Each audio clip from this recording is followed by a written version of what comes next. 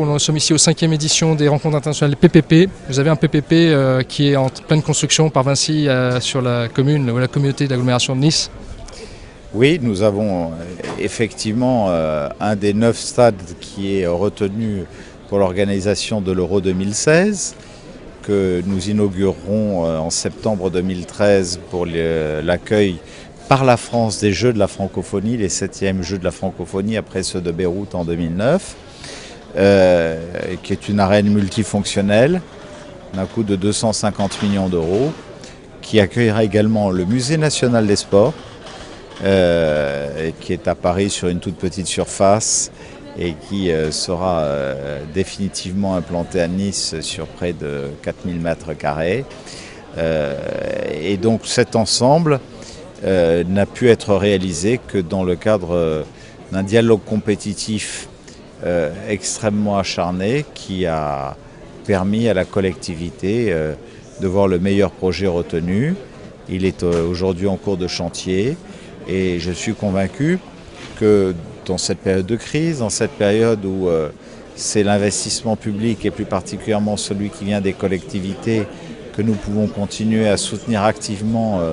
l'emploi, l'investissement, l'aménagement du territoire dans notre pays, que la procédure du partenariat public-privé, si elle ne peut pas être la seule pour financer les équipements de l'État ou des collectivités, est une de celles qui permet en tout cas de garder un rythme extrêmement soutenu pour nos investissements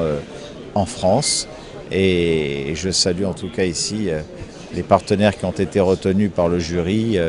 et par le dialogue compétitif, à savoir le groupe Vinci, avec un des meilleurs architectes français qui est Jean-Michel Wilmotte. Nice était avant tout une grande destination de tourisme, la première après Paris en France. Nous avons maintenant besoin de multiplier nos activités pour ne pas être sur une mono-activité en termes d'emploi. C'est maintenant les éco-industries, c'est la croissance verte, notamment avec une opération d'intérêt national au cœur de laquelle se trouve le futur Nice Eco Stadium, mais où nous aurons aussi une grande écocité, un grand pôle multimodal en liaison avec l'aéroport international qui est le 2e de France, financé par le grand emprunt national pour partie, et là aussi où les partenariats publics-privés devrait permettre un effet levier de 300 millions d'euros d'investissement pour pouvoir en faire le plus grand lien intermodal entre aéroportuaire, ferroviaire,